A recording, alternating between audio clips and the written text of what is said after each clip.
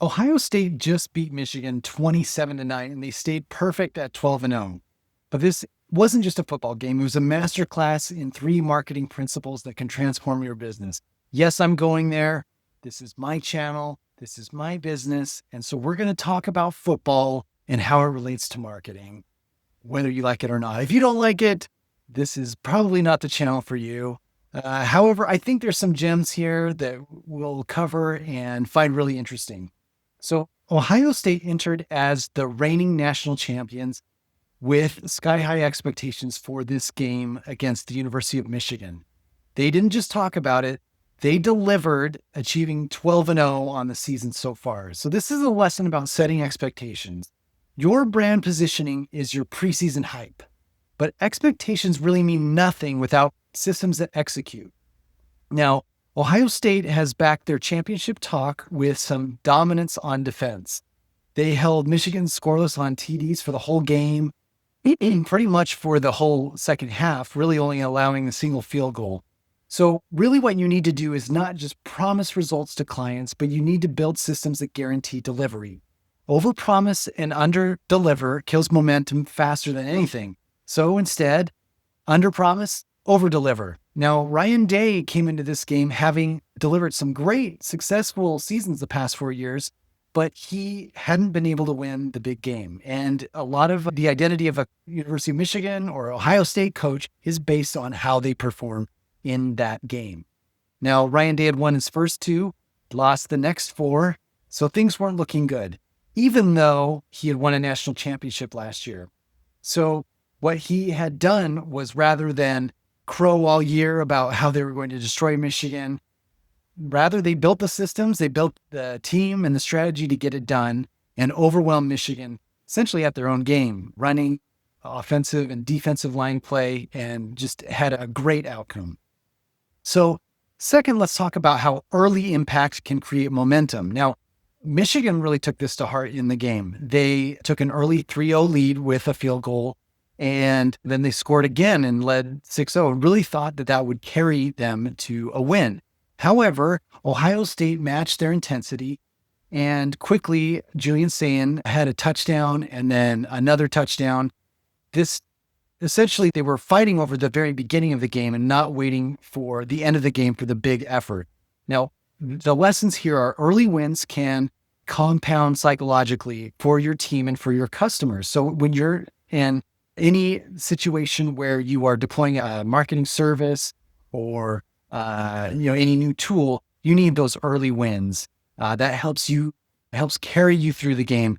Now, if you're not getting those early wins and you're just banking on a slow burn, that's really hard, especially in today's very fast-paced information world.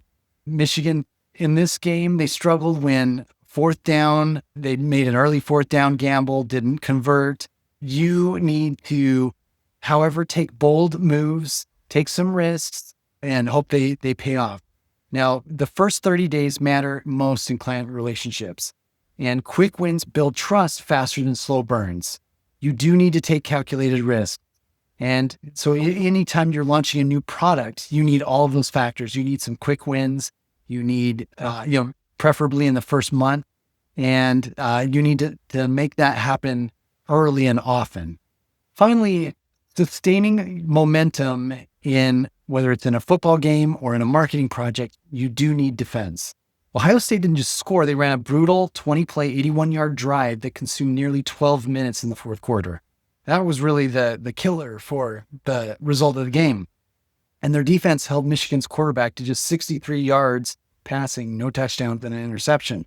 So momentum really isn't just about offense, like campaigns, ad spend, creating new content. You need defense. You need to protect your brand with quality, information checks, and not letting competitors back in, paying attention to what they're doing, their pricing strategies, their branding changes. Michigan in this game could not establish the offensive rhythm because Ohio State knew what they were doing, and they anticipated every possible move and were ready for it. Are you ready for that in your marketing? Are you ready for competitors to change their pricing, run certain specials? Are you ready for them to go on the offense against you and say, we do something that they can't do? Is that something you're prepared for, prepared to address when you get a client asking about that? So your framework, think about like a football team. Your offense is about content creation, new campaigns, and growth initiatives. Your defense is about brand monitoring, your own brand, watching the reviews, watching any information posted about your brand, retaining your customers and positioning yourself competitively, understanding what your competitors are doing. And then your clock control is consistent execution that doesn't give your competitors a chance to breathe. Consistency, quality, execution. When you dominate your niche with consistent content and SEO, your competitors really can't get the airtime. They can't get the exposure that you get. That's why, like, Michigan's offense could not stay on the field and they could not get their defense off the field. So set expectations you can actually deliver on, make bold moves early that shift momentum, sustain it with offensive execution and defensive brand protection. So which of these 3 lessons does your brand need right now? Drop a comment below. And if you want more marketing playbooks that actually work, subscribe to this channel. Want to stay ahead of what's actually working in marketing right now? Head over to marketsurge.io and see how we're helping businesses grow smarter, faster, and louder. That's marketsurge.io, because your next breakthrough shouldn't be a guess.